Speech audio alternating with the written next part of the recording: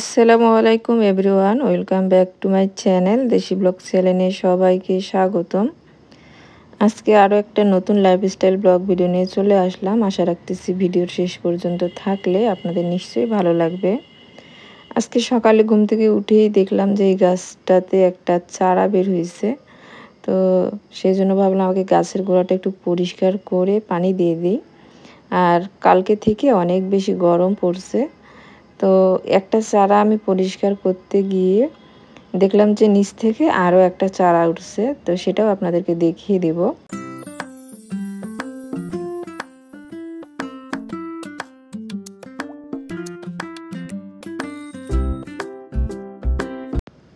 এই যে যখন আমি মাটিটা একটু আলগা করে দিচ্ছি একটা ছোট্ট আর কি চাকু নিয়ে, তখনই দেখলাম নিচ থেকে আরও চারা বের হচ্ছে। ওই জন্যই দেখতেছিলাম মাটিটা উর্বর হয়ে গেছে, বুঝতে পারতেছিলাম নিশ্চয়ই গাছের কোনো একটা উন্নতি বা অবনতি দুইটার একটা হবে। তো দেখতেছি না, উন্নতি হচ্ছে।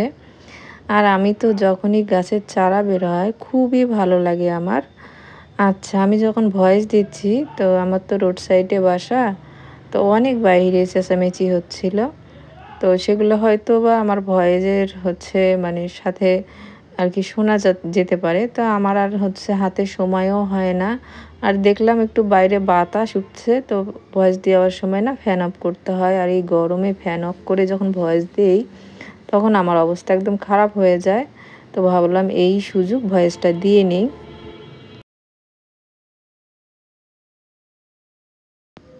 গাছের তেমন যত্ন আমি করি না, ওই যে একটু চা পাতা ভেজানো পানি দেই, তাও আবার ওই মাসে একবার।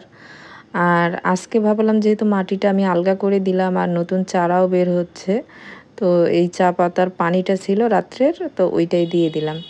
আর গাছটাও একটু মুছে দিচ্ছি পাতাগুলা, তাহলে বাসার ভিতরে যেহেতু আছে ভালো লাগবে।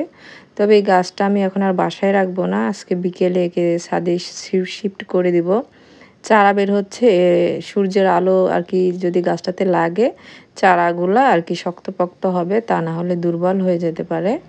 তো গাছ কিন্তু আমার সন্তানের মতো, তো গাছ কখন কি করা লাগে সেটাও কিন্তু বুঝতে হবে। গাছ যারা করে এটা না বুঝলে কিন্তু গাছ মারা যাবে।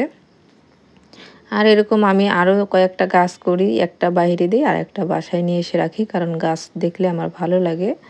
এই যে আমার অনেক কড়া করে একটা পরোটা আমি ভেজে নিছি, আমার কড়া ভাজা পরোটা খেতে বেশি ভালো লাগে। আর একদম ঘন দুধের চা করে নিছি, এইটাই আমার সকালের নাস্তা। তো নাস্তা করে আমি রাত্রেবেলায় আজকে মেশিনে কাপড় দিয়ে রাখছিলাম, ওই যে অসুস্থ থাকার কারণে কি করতেছি কাজগুলো আর কি একটু ভাগ করে নিছি, সকালে দুপুরে বা রাতে যেটাই বলেন। তো কাপড় মেশিনে রাত্রেবেলা দিয়ে রাখছিলাম, এখন তুলে দিচ্ছি। এগুলো সুমাইয়ের বাবা ছাদে গিয়ে মেলে দিয়ে আসবে, খালা আসতে আসতে অনেক দেরি আছে।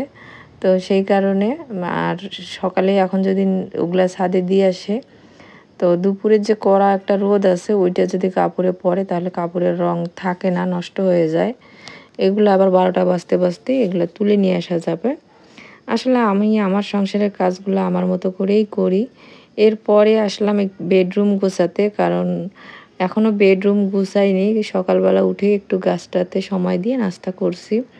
এরপরে তো কাপড়গুলা তুলে দিলাম, সোমার বাবাগুলো ছাদে দিয়ে আসলো। এখন ভাবলাম বিছানাটা আগে গুছিয়ে নিই, সোমায়াকে পড়াতে আসে এই রুমটাতেই পড়ায়। আর এরকম অগোছালো থাকলে সোমায়া অনেক বিরক্ত বোধ করে, সেই জন্য। আর এই যে গাছটা দেখতেছেন, এই গাছটা মানে অনেক দিন থেকে ধোয়া হয় না, আর আমি সেভাবে মুছিও না, কারণ এই পাতাগুলা একটু যদি জোরে চাপ লাগে তো ফেটে যায়, তখন দেখতে খারাপও লাগে। যেদিন বৃষ্টি হবে ভাবছি ওই দিন ছাদে দিয়ে আসবো, তাহলে গাছটা পরিষ্কার হয়ে যাবে। আর বৃষ্টির পানিতে ও খাবারও পেয়ে যাবে। তো বৃষ্টি এমন সময় রাত্রে হয়, সেই সময় আর আমি ঘুমে থাকি, দেওয়াই হচ্ছে না। যাই হোক, কথা বলতেছি আপনাদের সঙ্গে আর এদিক থেকে আমি আমার বিছানাটাও তুলে নিচ্ছি। এই কয়েকদিন থেকে আমরা সবাই এই রুমেই থাকি। সুমাইয়া, ওর বাবা, আমরা তিনজনে এই রুমে থাকি, তো ওই জন্য বিছানাটা আরও বেশি অগোছালো হয়। তো যাই হোক, বেড সাইডটা আজকে ভালো মতো মুছে নিলাম, যেহেতু অনেক দিন অসুস্থ থাকার পর এই কাজগুলো আমি করতেছি। এই কয়েকদিন সুমাইয়ার বাবাই সব করছে, আর খালা তো ছিলই, সেই সাথে আমার মাও আসছিল। আর আজকে নিজের হাতে করতেছি। যতই মানে মানুষ কাজ করুক, আমার নিজের যে করাটা এইটার মতো শান্তি আমার কাছে আর কিছু মনে হয় না। তারা তাদের মতো করে কিন্তু আমি যে আমার মতো করে নিজের হাতে নিজের সংসারের জিনিসগুলাকে আগলে রাখি, সুন্দর করে গুছিয়ে রাখি, সেইরকম কিন্তু করবে না।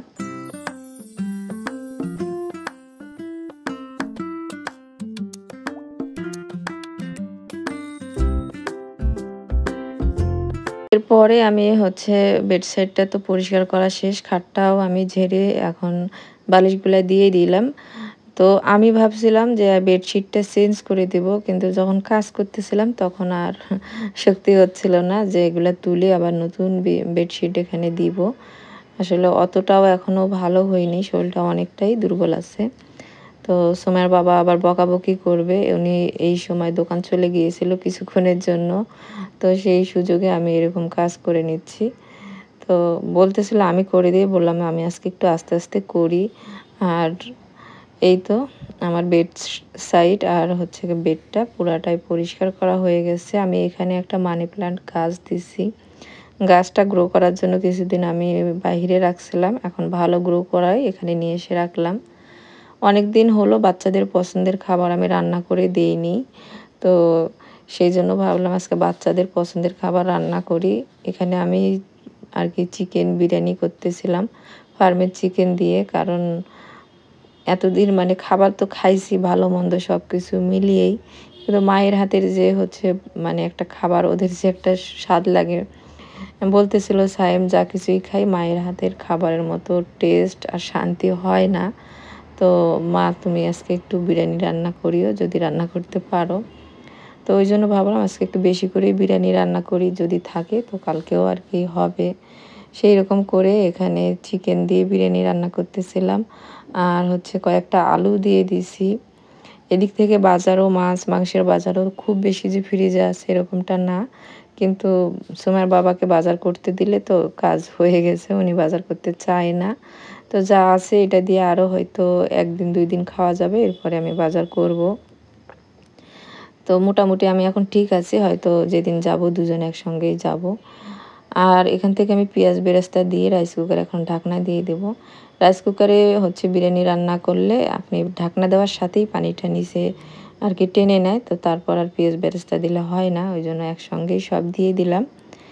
এরপরে আমি পুরা রান্নাঘরটা সুন্দর মতো পরিষ্কার করে নিচ্ছি। আজকে আসলে টুকটুক করে নিজের সংসারের সমস্ত ক্লিনিংয়ের যতদূর আর কি করা যায় কাজগুলা সেগুলা করছি। আর মানে আমাকে বলতেছিল সুমার বাবা এসে যে, "তুমি আজকে কি শুরু করছো? এত কাজ কেন করতেছো? আবার হঠাৎ করে শরীরটা খারাপ হয়ে যাবে।" তো বললাম, "আমি বেশি কাজ করিনি। এই তো একটু দাঁড়ায়, দাঁড়ায় করতেছিলাম। আর এখানে ফ্যানও দিছিলাম।"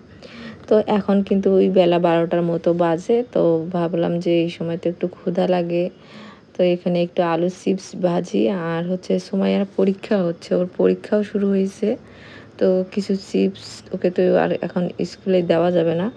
খাবার খেয়েই যাবে।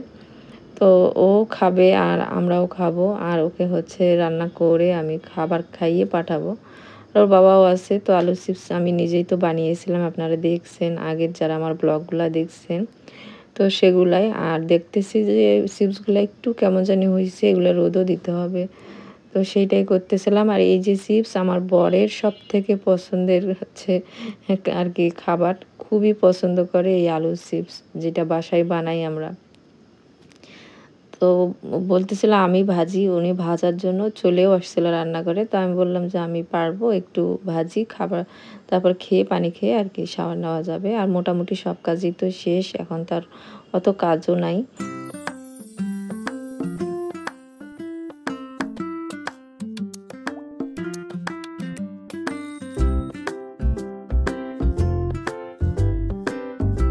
এরপরে আমি চুলাটা বন্ধ করে দিলাম। আর রান্নাঘরে যখনই গ্যাসের চুলা জ্বালানো হয়, রান্নাঘরটা কেন জানি অনেক বেশি গরম হয়ে যায়। পরে হচ্ছে সুমাইয়ার বাবা বলতেছিল যে, "একটু বাজার করে নিয়ে আসি।" তো আমি বললাম, "তুমি তো পারবা না।" তো আমার মাকে পাঠিয়ে হচ্ছে ব্রয়লার মুরগি আর পাকিস্তানি মুরগি আর হচ্ছে এখানে ট্যাংরা মাছ।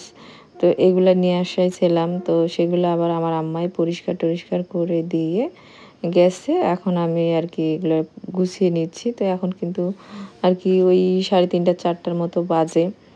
তো এই হলো আর কি সুবিধা অসুবিধা নিজের মা কাছে থাকার।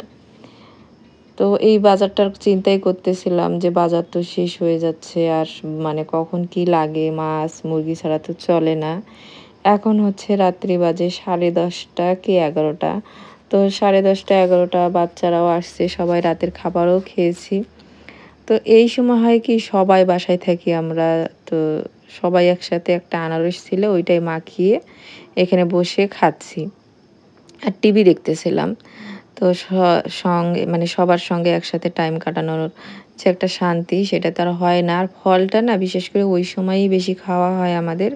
কারণ সবাই তখন একসাথে থাকি সেইজন্য। তাছাড়া সারাদিন আর আমরা একসাথে কখনো খাবার খাই না, ওই রাত্রিবেলা ছাড়া।